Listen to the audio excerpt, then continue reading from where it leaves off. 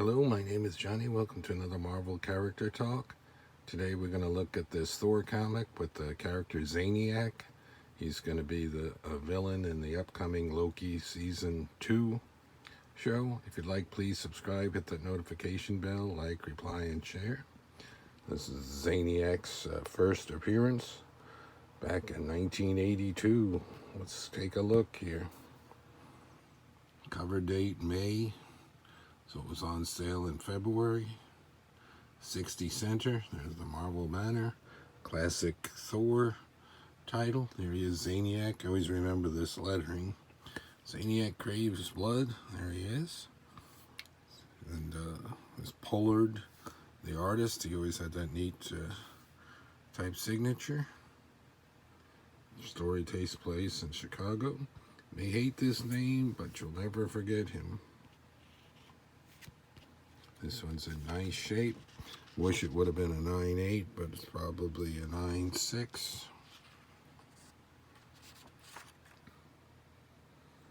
Information down there. There's the team. Tug Mensch, Keith Pollard, Brett Breeding. Zaniac craves blood. So Thor's coming here to Chicago. This Don Blake's going to be giving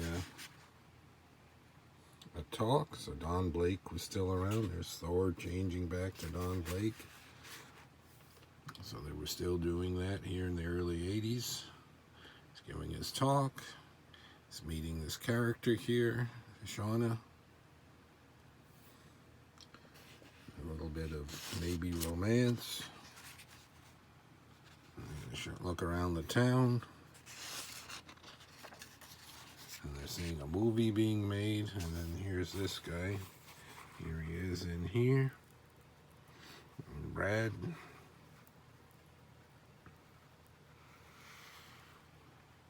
Getting the makeup put on. So he's an actor. He's getting into his role. I could lose myself completely in the role. There he is.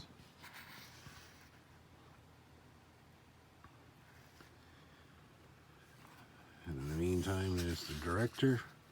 This guy's doing something wrong with some explosives. He tells him to go put it somewhere. And naturally, where he puts it is where the story's going to lead. There he is there. The face always reminds me a little bit like the Hulk. He's getting into his part. Going to attack someone.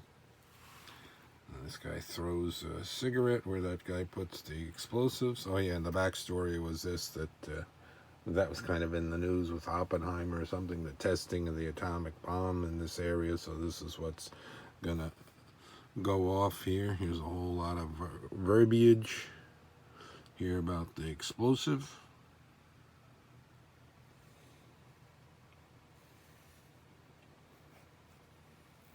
About the Manhattan Project. And even make a reference, ooh, a Manhattan Project, but part of it says done here in Chicago.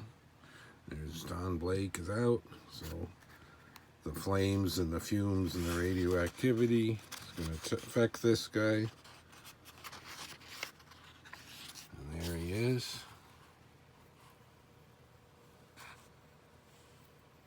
Brad Wolf. Like I said, this is supposed to be a character in Loki. And he can make these type of knives appear. It's Hate Reborn. And he wants to attack women. And of course, he's going to find Thor's date.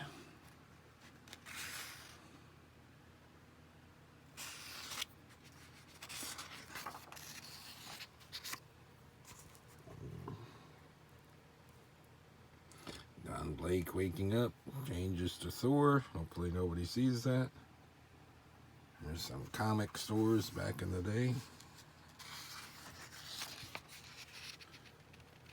He's carrying her off.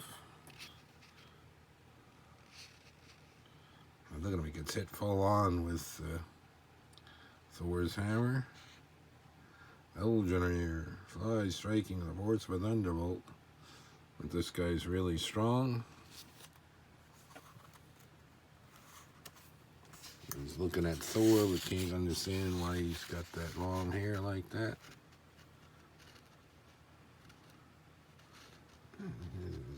He's almost getting Thor there, he's so strong. Back in the day with the Mile High comics. Oh yeah, I just want to mention that. Back then, the X-Men 94 was $50, and the Giant Size 1 was $50. X-Men 94 was always considered about equal with Giant Size X-Men because it was the first of the regular run. But over time, that's fallen back to where 94 isn't worth nearly as much as the Giant Size X-Men #1. Back to the story. There he goes. Unable to conceive of any mortal, normal or not, possessing power and stamina such as this. Yeah, so they came up with this character. As far as I knew, when I was reading them in the 80s into the 90s, it never came back. Might have come back later, but they created them super strong. There he is. He's going to ask the director, well, what's next in the script, because he's following that, where he might go. So he's going to attack here. There's an ad with the X-Men, very popular then.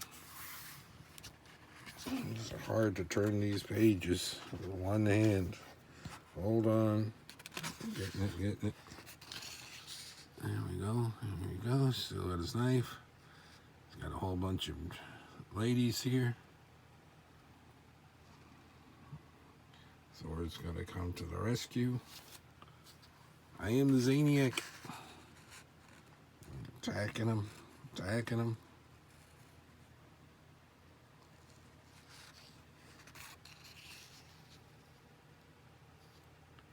He thinks he wants his knife and it reappears again.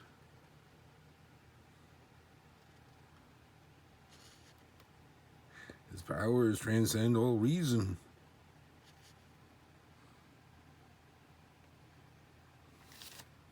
And look at this, the train's coming, so Thor's going to do one of these. Lifts up the track. The train keeps going. Old Zany's coming at him again. Look at this weird color stain right here, and look where it is. It's like, well, it picked up some of the pink or whatever. Here's now he's thinking he's picking up knife after knife. Deflecting him. Don't you understand? The Zaniac craves love. The Zaniac. So he's going to send him back at him. Radiation implodes at the fiery heart. The Zaniac finally falls silent. And then he falls onto the ground. Whoop. So he saves, Thor saves the day.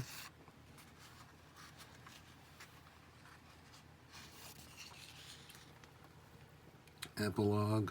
Pulse is steady if slow, so he's alive, so he's going to get hauled away. And now he decides here, he's back talking with her. Of course, they don't know it's Thor. He's got his cane. Well, Chicago goes, if there's a final, you mean, is this any place to whistle disky? I don't remember him staying in Chicago very long. Found myself a new home. And the next issue, this was kind of cool, the ad for the Fantastic Four roast with him back there. There's a catter. So that'll be on sale soon. It was $1. I have that. Wish that one would have went up in value a bit more, but it didn't. Alrighty, let's a look at this one. Still selling Western toys. The Zaniac craves blood.